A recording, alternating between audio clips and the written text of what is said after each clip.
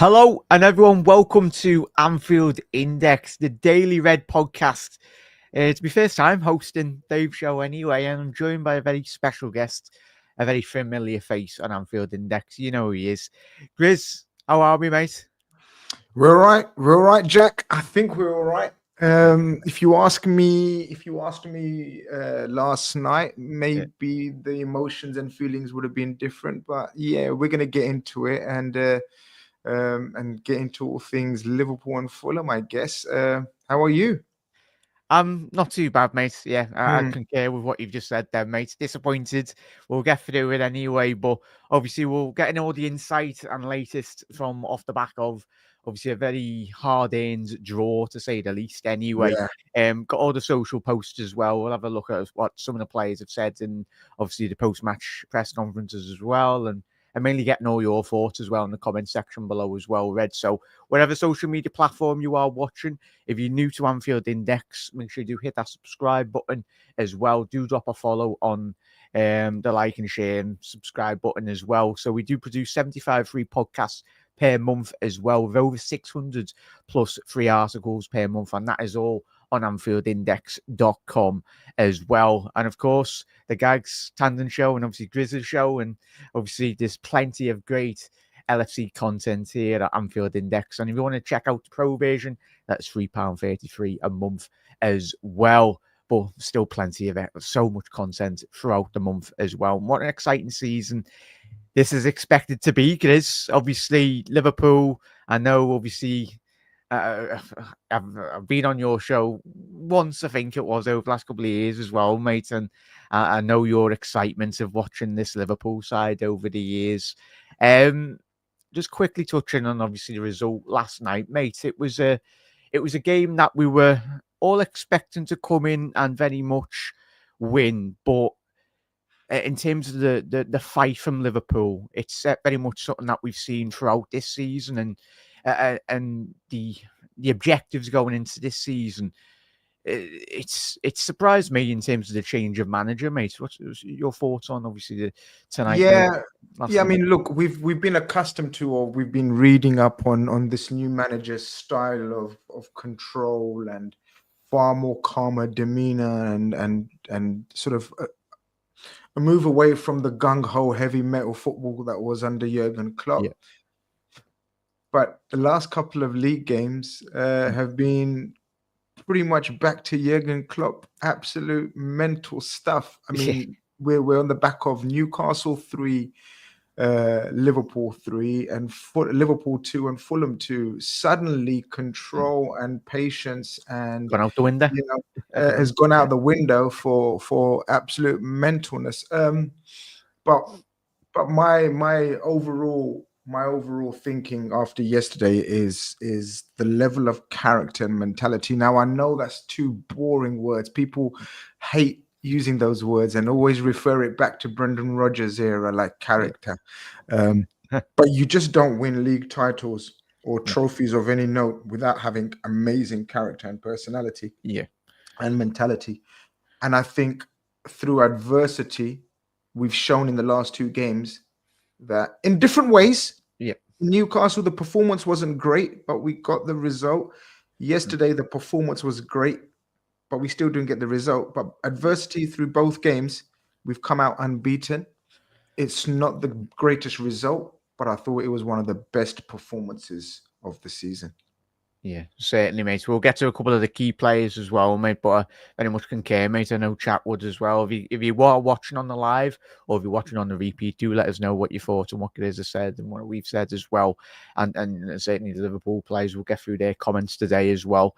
We'll look in about 20 minutes' time as well, looking into obviously the Southampton game on Wednesday night as well, another cup game. So the games are coming thick and fast, as Grizz just said there. We know the fixture schedule in December and January. Fingers crossed we don't get many injuries, but we're not going to sit here and complain about injuries because we know what we need to do and task in hand, and certainly we've got the quality players to very much do so. Big up the LFC Mads, 5 goals conceded, which is concerning, but yeah, it is, mate. But as good as I said there, it's all part of about the learning curve of this squad as well, learning about Arne Slot in terms of getting the best out of what he can get really with this team. But we've had big injuries at the back as well. But yeah, we're not going to moan, are we? Certainly, like certain other fan bases out there, it's part and parcel. Grizz, in terms of obviously Diogo Jota, the big man, he's been out for a couple of weeks really, certainly. But I think with his social media post off the back of last night's game, obviously I'm here to fight. What does that indicate to you really in terms of his thinking? Obviously he's raring to come back and put in a performance, and he certainly did do that. But I think he's been biting at the bit really in recent weeks, seeing this Liverpool side on the touchline, certainly with a new manager. Is excitement to get back into this squad and certainly put in a performance, continue to put in a performance like that last night? Oh, Jack, I think he's key. He's key to any possible success this season. Absolutely key. And I know we say it every season. Please stay fit around this time of year. It's an inaugural tweet or thought or opinion of everyone where it's Diogo, please stay fit. Because if Diogo stays fit, we win a major honor. We win a trophy of some sort. I'm so certain of this. Please stay fit. Last night, I replied to that tweet with a bit of jest. I said, you've made me feel 10 feet tall and I'm going to sleep with my war hat on. I mean, if that didn't get you going last night, from a footballing point of view, I don't know what would. I mean, he's an absolute fighter. Special. An absolute warrior on that pitch for us. I mean, sometimes some people think that he is a bit too much of a fighter and warrior, and that's why he gets himself injured, because he just, for an attacker, he's the you get the proverbial rugged centre back who just puts his head in everywhere, and Terry Butcher's old school style. You know what I mean? He's the footballing, the attacking version of that, where he just doesn't say no to any challenge. He'll put himself in harm's way and then often gets injured as a result. But yeah, we need a fully fit Diogo Jota for the remainder of the season. And Jack, I'm so certain we win something with a fully fit Diogo Jota. That's how important he is. Yeah. Is he your main? Obviously, the rotation for Liverpool, that forward line, so key, and we will. But it would be your forward striker in terms of? Oh, I don't think it's a debate, Jack. I mean, look, Nunes will have his fans and everything else, and I'm a supporter. I'm not a fan of Nunes. I've never have been, to be honest with you. Even before we signed him, I didn't think he was good. But look, as long as he's at the club and he wears the shirt of Liverpool, I support him wholeheartedly, and hope he comes through and slaps me in the face and proves me totally wrong. But Diogo Jota is our number 9. He's our, obviously not in terms of having the shirt number 9, but it's very obvious that he's, from the start of the season as well, that he's Arne Slot's number 9, starting number 9. As long as he's fit, he starts. Of course, there will be games where Nunes starts, even Diaz starts as rotation or rest purposes. But as I said, if Diogo Jota remains fit and he's able, he's our starting number 9, and rightly so. Yesterday's finish, don't know about you, but it reminded me of a bit of a mixture of Suarez and Fowler. The turn from Suarez, we saw Suarez do that turn, and then the way Fowler used to just leave goalkeepers on the floor. With what seemed an innocuous finish, not power, not nothing, just sort of given the eyes. I found it just beautiful to see. I mean, I just think he's deadly when given the chance. Yeah, amazing, mate. Majestic. He's absolutely phenomenal, especially inside the penalty area, mate. We all know he's a fox in the box, whatever adjective you want to describe him. Really, he's so crucial, as you've already alluded to before, mate. He's a very special player. Let us know your thoughts on your excitement to see Jota back in a red shirt, and we know how pivotal he's already been over the space of the last 24 hours as well, and long may it continue as well. Big up there, Mick Moran as well. Big up, lads. Massive thank you for everyone for tuning in as well. You're absolute legends. Panel have said, in personal, and now on Jota's back, I think we have to use this carefully and not start him every game, or he's set to lose him again before. Yeah, more or less what Grizz said there, but that's what you want from your strikers. You want them to get involved, really. Gravenberch, mad. Right, we'll get straight on to what Ryan Gravenberch as well. A stellar man of the match performance from Gravenberch. Grizz, I know me and you've done countless videos over the last couple of years as well in terms of speaking about the Liverpool's transfers in the midfield department, really. And it was important because I think that Liverpool were very threadbare in certain seasons, especially going into this new year, especially bringing, over the last 12 months, bringing in McAllister, bringing in Gravenberch as well, bringing in Szoboszlai as well. But I tell you what, this fella under Arne Slot he's gone up levels, really. We knew the type of calibre of player that we were bringing into the football club. What I think, obviously, it is in terms of Gravenberch, he's surprised my expectations this season, mate. But how special and how important can Ryan Gravenberch be in terms of Liverpool's objectives this season, mate? He's the best midfielder in world football right now. Mm. How's that for a hot take on a Sunday morning or afternoon, as the case may be in the UK, if you're watching it from the UK? He's the best midfielder in the world right now. And that is a huge statement to make, but I truly believe it. I don't believe there's a midfielder out there that's more adaptable, that's more talented, that's more sort of all-rounded right now. I mean, yesterday he played pretty much 4 roles, Jack. Yeah. He was magnificent in all of them. People normally associate Dutch footballers with total football. You know, the term total football came from Johan Cruyff, the legend of the game. And they spoke about sort of how Dutch players are brought up to play in every single position. They often train as a right back if he's a centre mid, or a centre mid as a striker, or as a defender, as a whatever. You know, the point being is they're trusted to be total footballers. And yesterday, for me, was the best example of a total footballer in every way, shape, and form. Ryan Gravenberch has been a revelation this season. Many raised their eyebrows at the signing of him, but he was a highly motivated player and a talented player. You got to remember, he was in the same sort of spoken of in the same glowing terms as a Tchouameni or a Jude Bellingham a couple of seasons ago. Obviously, he's had a little bit of a setback and moved to Bayern, but he's come into Liverpool and had a bit of a on and off first season under Klopp, and then Klopp obviously leaves, and then you think to yourself, what do you think happens with Ryan Gravenberch now? Well, he's, as I said, he's for me, he's the number 1 midfielder in world football right now, and yesterday was the epitome of total football when it comes to Ryan Gravenberch, centre back, sweeper. The golden oldies will remember a player called Matthias Sammer from Germany, who played in a similar role for Germany. Was just and Lothar Matthäus even before him, or even Ruud Gullit in his time at Chelsea, where he was picking up the ball from centre back area, moving into midfield as an 8, as a 6, as a 5. He was magnificent, and hats off to him. He deserves this. He stayed patient. At Bayern Munich, didn't kick up a fuss. Not too many media outbursts from him. Moves to Liverpool, wants to come to Liverpool, and wants to make his name and career basically started again.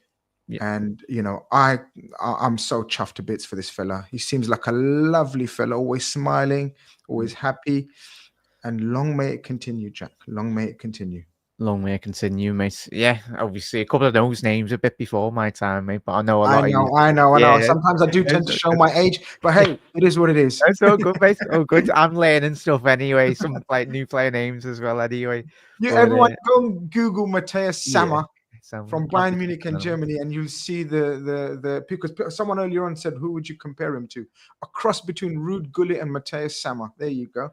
There we go, Reds. Do your research, Reds out there, especially people. I'm only 29 anyway, but some great names. Baby, you're a baby. Yeah, certainly can't grow a beard on the side anyway. But Reds, hopefully they don't make me grey and old this season. These Reds anyway, certainly they won't anyway. But Ryan Gravenberch, Reds as well, as Audie alluded to there. What a player he's been, and hopefully will continue to do so as well. Of course, Dave and the Reds on Anfield Index will do plenty of shows going into obviously the transfer window as well. No Grizz will be as well, so make sure you do head out and support obviously Anfield Index and Grizz's channel as well. You're absolute legends. And obviously the January window on the horizon. Hopefully, potentially Liverpool, fingers crossed, can do a bit of business in the transfer window as well. But Reds, let us know if you are watching on the repeat your thoughts on Ryan Gravenberch, a man of the match performance again, and he's not the first man of the match performance we've had from Ryan in recent. Well, he's this is the thing. I mean, if you look at his performances, I think Newcastle was the first dip where he looked tired and fatigued. Apart from that, Jack, I think a minimum of 7 every single game. Like even games where he hasn't dominated, he's been absolutely efficient. And that's all you can ask from someone in his role. It's a new role he's learning. It's a new way of playing. He's been asked to vary it from game to game, or forget game to game, during a game. He's learning on the job, and he's doing a magnificent job for it. For sure. Look, I know Mohamed Salah gets all the plaudits and the headlines, and Virgil van Dijk, but for me personally, he's player of the season so far. From a Liverpool point of view. Yeah, I'd agree. If I wasn't thinking about Salah as well, spot on, mate. It must be something about Dutch players, but as you allude to, from a young age, they are very much adept at playing in tight angles, tight spaces, getting out as well. I just love the little shimmy he does, Gravenberch, in terms of he's a big lad. He's like 6'3", isn't he? But he moves like a Leo Messi on the ball, or a very technical, small player as well. But he's a very phenomenal footballer as well, Reds. So Ryan Gravenberch, and then in terms of obviously another Dutch footballer as well, but in terms of mainly just speaking about the character of not just Cody Gakpo, but there's certainly this Liverpool side as well, Grizz. In terms of Cody Gakpo, obviously in recent weeks and within this season, but mainly we showed the character we have, and certainly I think Liverpool are very blessed to have. I think you alluded to a little bit before as well, the type of characters in terms of whatever does happen in the next couple of seasons with Arne Slot. We know the good core of captains within the squad as well. But in terms of Liverpool's objectives going into this season, Grizz, how important is it in terms of having the type of calibre of player that Cody Gakpo brings, whether it's off the left flank, in the central pockets? We've alluded to Jota as well, mate. But I think we're just very blessed to have the right chord and right character, because we've seen so many players, so many teams in this Premier League, especially over the last 12 months. Certain players have a little whinge as well, but not our lads. We know the task in hand, and we've just got to get on our horse. We're only in December. We know it's a long old slog this season, mate. But how important is it going to be for the characters within the squad? Yeah, do you know what? You have to remember that the characters and personalities that you allude to, we lost are Milner, Henderson, Gini Wijnaldum just before that. You're talking absolute legends of the club behind the scenes as well, in terms of team morale, team mentality, keeping the squad disciplined and not moaning, keeping the harmony. This guy, and leaders, this guy has come in and he's very, very young. I'm sure he's about 22, 23 maybe. Yeah. I don't think he's older than that. And he's come into a major club and taken in his stride. And he's become an integral part of this team on and off the pitch. You can see his demeanor. You can see the behind the scenes video, how much he's liked, how much he's respected already. You can see the influence he plays with, the maturity he plays with. Regardless of what position he was asked to play, Klopp had him playing as an 8, as a false 9, as a striker, wide right sometimes, and mostly wide left. Never a moan, never a whinge. Now, obviously, Slot has come in and decided, it seems, they've had a conversation and decided that he is our left-sided winger, stroke attacker. But I just love the way he approaches. His attitude is refreshing. And it's a continuation of the players that I said. Gini Wijnaldum was the same. I'll do whatever you need me to do. Quietly, efficiently, I think he's become a very, very integral. There was doubts at the last season. People were saying, is Cody Gakpo the player that we really need? Is he good enough for a title-winning season? Well, I think we're going to find out very, very soon if he is good enough to be part of a title-winning squad. And fingers crossed, at the moment, he's part of a he's a part of a squad that is clear of the Champions League and clear of the Premier League. So again, another one. Long may it continue. Yeah, 100%, mate. Spot on. Let us know your thoughts in the comment section below on obviously Cody Gakpo. And nice one for that, Everest. I'll ask that question for Grizz at the end of the show, mate. Great question. Any questions you got for Grizz, get them in anyway, and we'll very much go through as many as we possibly can, as long as we got time permitted as well. Just quickly run through that. So Matthias, so who's going to he's a good enough, I would agree, informed. It's the thing. Quickly touching on, I don't want to dwell too long on that. Is Joe Quansah. I think the one thing, you've watched many of 1,000 Liverpool games more than me, mate. It's the one thing that we all love at Liverpool is if you're a young player, you're going to get an opportunity. We've seen that under Arne Slot as well. Jarell Quansah, I've seen, obviously, I haven't done my post-match off the back of last night, mate, but I think he's a young player that will make mistakes this season. He has made mistakes this season. And I get everyone's frustration about him, really, mate, but it's about having the right fundamental principles around the club. All of us, we are a club, I'd like to think we allow our players to make mistakes, but not too many. But they're going to be in a climate, really, that very much doesn't shun them out within a matter of a couple of match weeks, and very much they don't get that time to develop. It's about getting, for me, that right balance in terms of being at Liverpool, in terms of making your mistakes, but certainly having that confidence and the inner belief as these players, when they're coming through, to go again and focus and reprioritize, really. Joe Quansah, he had a difficult game, didn't he, yesterday, mate? I think it wasn't just Quansah as well, and certain aspects from a defensive performance, mate. But just a quick one on Jarell there, mate. Look, at the end of the day, we know his breakout season last season was amazing. So many people were sort of making him number one partner for Virgil van Dijk moving into the season. And if we remember rightly, he did start off that first game to Ipswich away. I was at that game, and he had a rough time. Liam Delap can be a handful, as he's proven to be for many centre-backs. Jarell Quansah was young. Excuse me. Jarell Quansah is young, and we know young players have setbacks, have dips in and out of form. He's so young for a centre-back. And you're right. We like to give youngsters opportunities, and we'd like to think that he will elevate and learn. And he's got no better partners to learn from than the likes of Joe Gomez in terms of patience, biding your time, and in terms of ability and reading of the game, Virgil van Dijk. I don't think he's got two better mentors there. And I'm absolutely, I'm absolutely fine with him having a bit of a dip of form and getting back into the fold of things. Yeah, 100%, mate. 100%. Yeah, I concur with that, mate. And speaking about, obviously, Virgil van Dijk as well, our captain, our colossal, our leader, whatever way you want to describe him, with Grizz, and at the forefront of giving these young players and giving this squad and giving us fans the confidence and the belief, certainly. Virgil van Dijk, you run out of adjectives really to describe him, no, Grizz, but he's the best centre-back in world football, and and certainly in the Premier League either.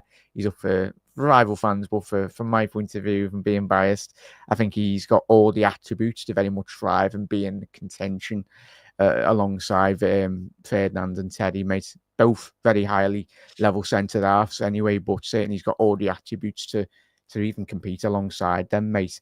Virgil van Dijk, in terms of, as he said there on social media off the back of the result yesterday, we move.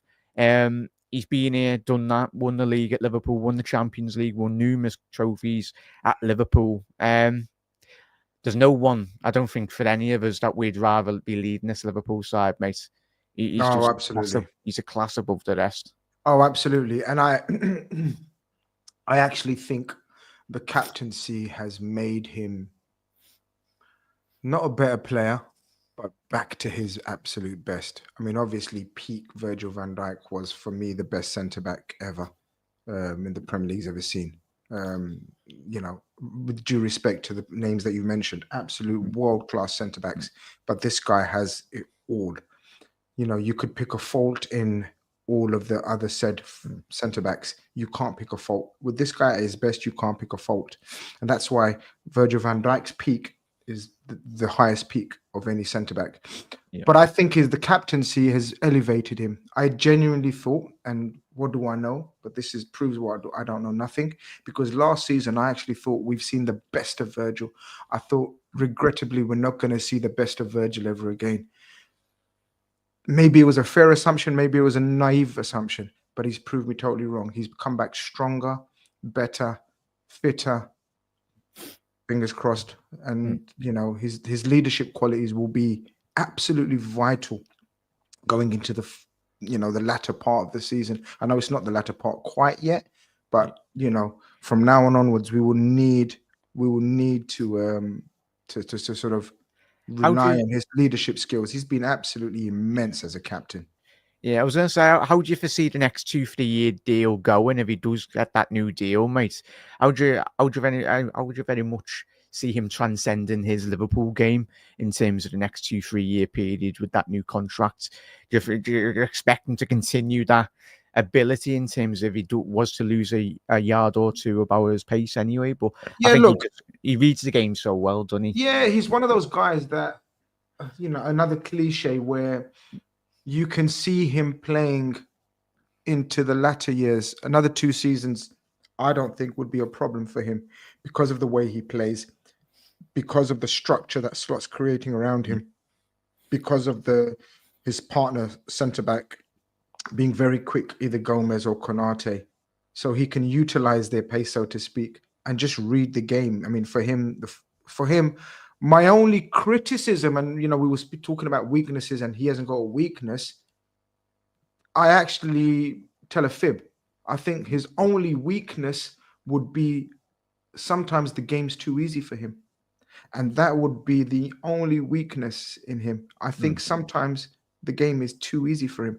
But this is what I mean in terms of as the next 2 years progress. Yes, physically, like we've seen with many, many other players in world football during the years. In the latter years, they do lose their physical side, the pace, the acceleration. But if you're able to read the game like Virgil van Dijk, then it can just only enhance it for another season or two at the very, very least. 100%, mate. Liverpool get that contract signed, sort of well you said, and then we can relax and enjoy the latter stages of Virgil van Dijk's end of his Liverpool career, and hopefully he retires at Liverpool. That's the main thing, and let's get him a couple of leagues. If he adds another title in the Champions League, yeah. I think people that are putting Terry and Ferdinand ahead of him, I think will have a major rethink. And I'm not talking about Liverpool fans. Obviously, Liverpool fans will already think he's one of the best. But I think non-Liverpool fans always bring up trophies and or the lack of major honours.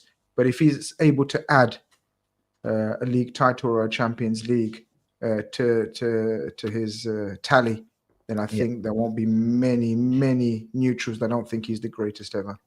Yeah, they'll have no other arguments to throw about anyway. No, they won't.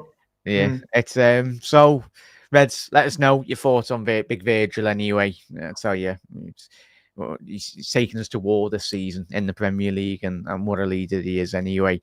Grizz, in terms of obviously the big game on Wednesday, obviously a League Cup game against St Mary's on Wednesday night. Sorry, I was just checking the date on that. It's going to be difficult, and of course, a couple of weeks ago we did kind of struggle when we did go away from home in the league not too long ago, mate. How do you expect this game to go, mate, for Liverpool? Do you anticipate a lot of rotation, or obviously with Liverpool doing so well in the Champions League, there is potential room for a bit of rotation, possibly? I don't think it's a possibility. I think it's a probability. He has to. I mean, we know Slot's been a bit immune from changing rotation lineups too much. He makes 3 or 4 changes, but I don't know about you, and I don't know about the people watching and listening. But let us know what you think. I don't think we should play any of the back 4 that started on yesterday. I think Quansah comes in. I think we see a debut for young Norris at left back. I guess Gomez may have to play at right back. Yeah, I don't think we've got an understudy to Trent at the moment. Obviously, with Conor Bradley out, there's talk of Endo maybe starting in the back four, but I think it probably starts in midfield. I expect heavy rotation. I would want heavy rotation because right now, Jack, there is a Premier League title to be won. And if we pick up any more major injuries, it could be very problematic in a very busy part of the season where even if you're out for, let's say, 3-4 weeks, you suddenly miss 5, 6, 7 games. And that's just could be fatal in terms of a title race, title challenge. So therefore, for me, look, League Cup, I've had some of the best days out at Wembley in League Cup finals. Last season was one of the highlights of my supporting Liverpool career when the kids won against all odds against Chelsea. I mean, that was magnificent. I celebrated it like I would celebrate a league title. I mean, that's how much it meant to me. It was unbelievable. So look, there is romance. There is this notion of Slot first season. Let's get a trophy on board. I get all that. And I respect all that. But I expect heavy rotation, especially in the back. The midfield and the attack, you can still play a few squad players. For example, I think the midfield could be made up of Endo, McAllister, and Elliott. And it wouldn't look out of place. Or Tyler Morton. You can see Chiesa getting a start. Jota maybe getting a half an hour or first half. And maybe Nunes could go again. But in terms of the back four, in terms of the defense, my God, we're really running on empty right now. I don't want Virgil even traveling, for example. And I don't want Salah traveling, for example. But they will. And we know Slot thinks a bit differently. So let's just see how it goes. Yeah, fingers crossed, mate. Someone said Dan's there as well. Absolutely. Dan's is back fit again. Maybe he gets a start, you know. Look, normally I want to win every single trophy that's available. And I still want to win every single trophy available. But let's see if we can do it with our fringe squad and young players. Yeah, it would just mean so much. And we've already spoke about Quansah's development already in today's Daily Reds podcast as well. So, yeah, as obviously Grizz has went through a couple of names as well. And Reds, get your starting 11s in that you'd like to or potentially see Arne very much bring into this Liverpool side as well. Just looking in terms of the draw for obviously Tottenham versus Manchester United, Arsenal versus Crystal Palace, Newcastle at home against Brentford, and obviously Southampton.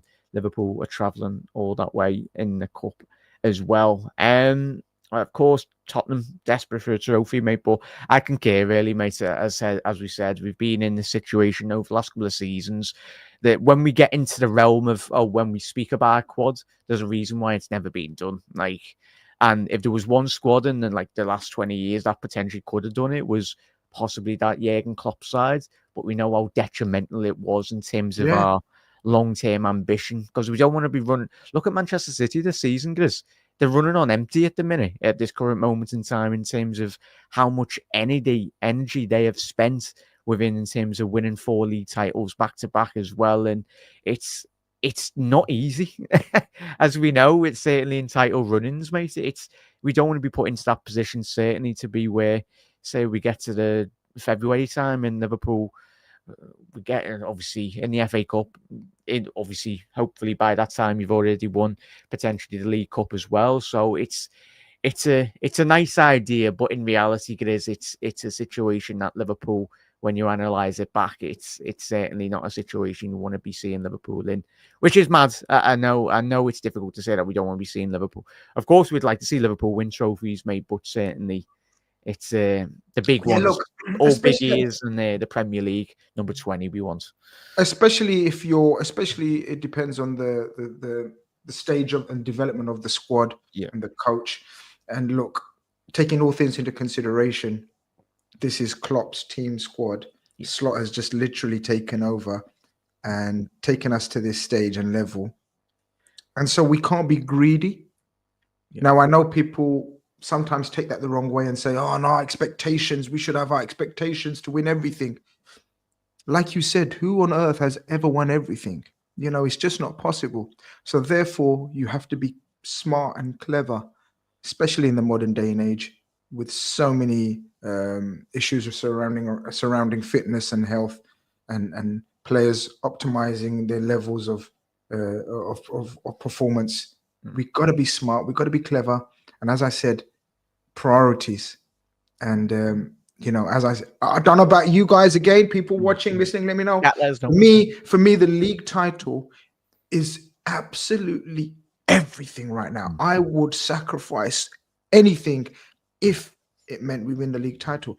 And the League Cup, unfortunately, may be one of the things we have to sacrifice this week, because Spurs away. Let's not get it twisted in any way, shape, or form. But opposition fans, especially namely City, Arsenal, and Chelsea, will be looking at Spurs away as one of the games we are dropping more points in. And if we are able to win at Spurs, that will be another very difficult and awkward fixture, despite the woes they're going through. Ignore all that, because we know every team raises their game against Liverpool Football Club. If we manage to tick that off with another 3 points, that will be a massive dagger to the hopes of the rivals. 100%, mate. Chat, keep on getting your comments in as well. Obviously, get your starting 11s in, get your score predictions in for Wednesday's night's game as well. There'll be plenty of content here at Anfield Index as well. So make sure you do put your notification bell on all social media platforms as well. Edwards is going with a 2-2. Big up there, mate. Massive thank you for that. Look at Manchester City now, their defence without Rodri as well. City will be back again, Matthias. We know this. City, for all their quality, yes, they haven't been at the races this season, but we know what they're all about. And certainly Arsenal found out the hard way over the last 2 years as well. Gravenberch has been the magic sparkle for making our defence look good this season. Makes no mistake. We have a good defence, but Gravenberch makes them look even better as well. 100% there, mate. Obviously, Red Jabby, good to see you in the comments, mate. Best news from yesterday is we have 100% found our new manager, elite management job yesterday. Grizz, and that'll be obviously the final one really that we'll round off in regards to big Arne Slot. In terms of the impacts, unprecedented really in terms of his development, in terms of coming into the football club. It seemed like an impossible job. Many rival fans said they were joyous going into this season. Now Liverpool are going to fall off and all this, whatever narrative they wanted to spring as well. But everything that has been thrown at this man, he's coming to a new league, new culture, new language, new set of players as well. And he's taken everything, took the ball by the horns, really, and battered everything away with a lot of ease as well, mate. How have you felt he's come in? And I've been absolutely amazed, mate. He wasn't on my priority list because I didn't watch every final game, mate. Well, I didn't watch any final games, only the highlights in the Champions League over the last couple of years, mate. But very special football manager we've got at our helm, haven't we?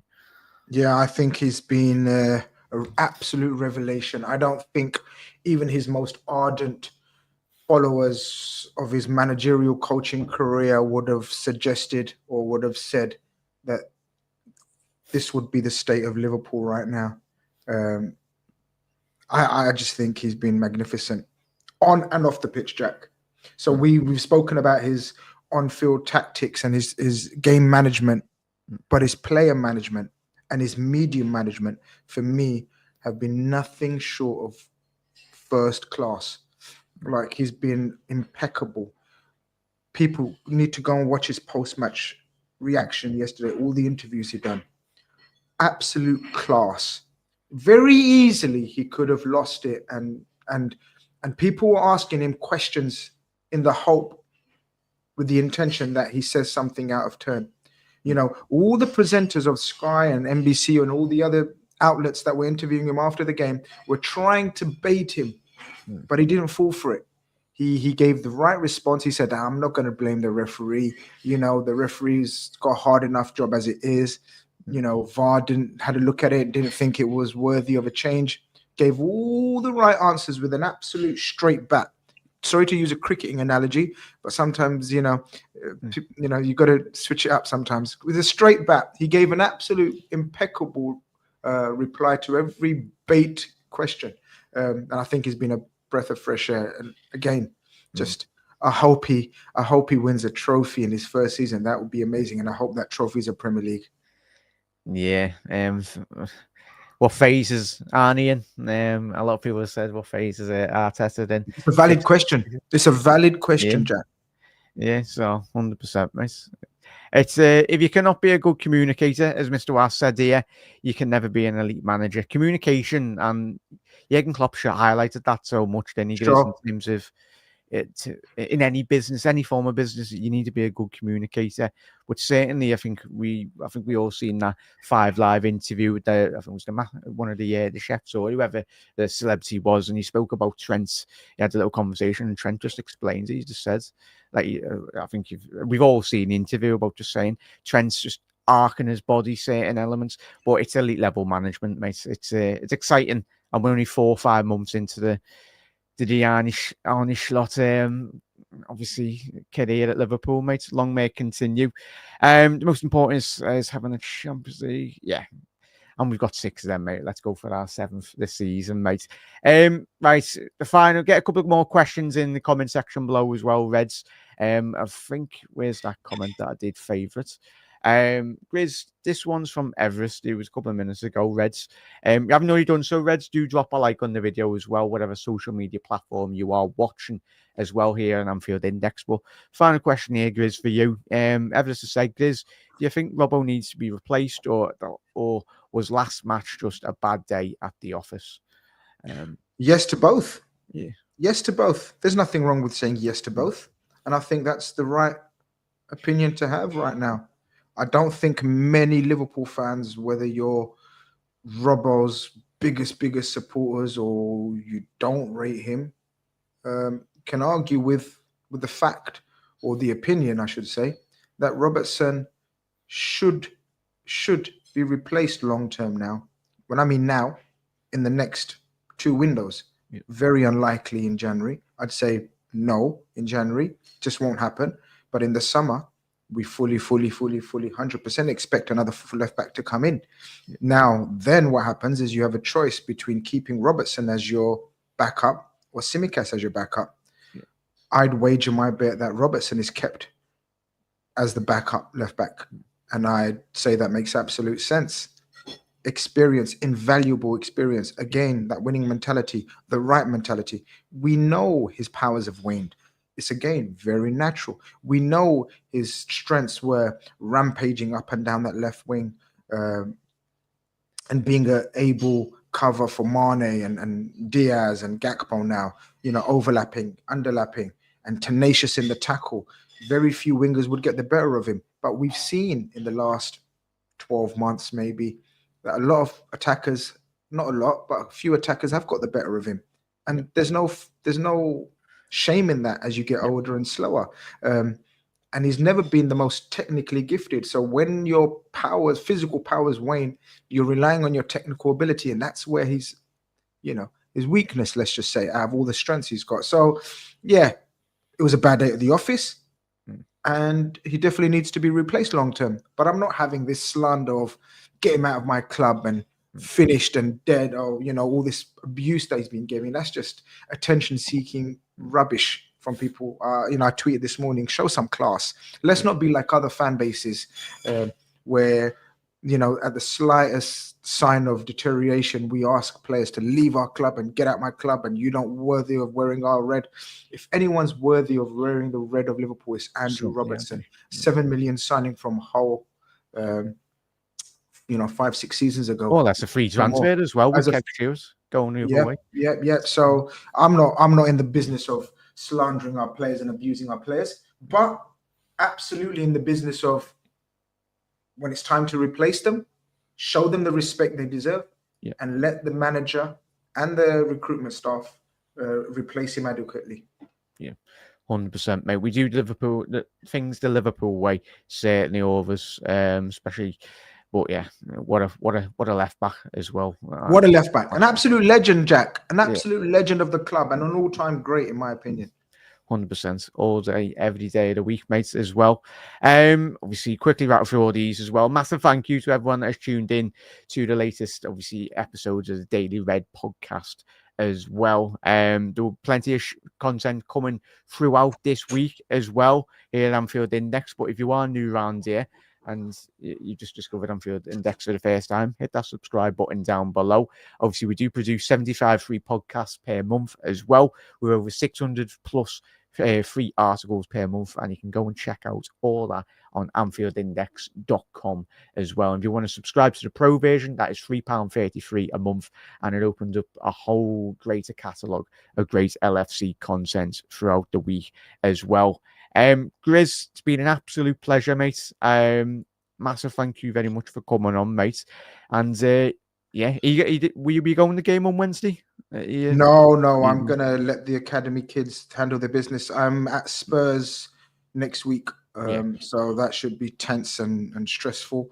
But hopefully we overcome, and hopefully we can.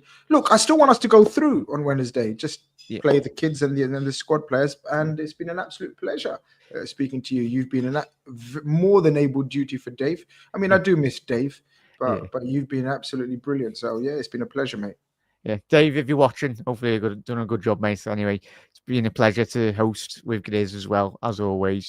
Grizz, have you got any shows coming up on your channel? I'm going to be doing, I've promised my subscribers and viewers I'm going to be doing loads of content, but I always promise and never deliver. I'm such a lazy old fart, but I'll try my best. I haven't even done a post-match reaction. I was just so down for about 12 hours or so, but I'll be doing so. Go and check out Football Carnage if you want. Listen to more of my ramblings, and we keep it like Virgil said, we move very swiftly into the game on Wednesday night as well. Grizz, thank you, mate, as always. And Reds, most importantly, everyone, if you are watching the repeat as well, thank you for checking out Anfield Index. Hit that subscribe button down below, whatever social media platform you are on, and put your bell notification on so you always do get notified when a video does go live on all the social media platforms. But for now, Reds, that was the Daily Reds podcast at Anfield Index, and you'll never walk alone.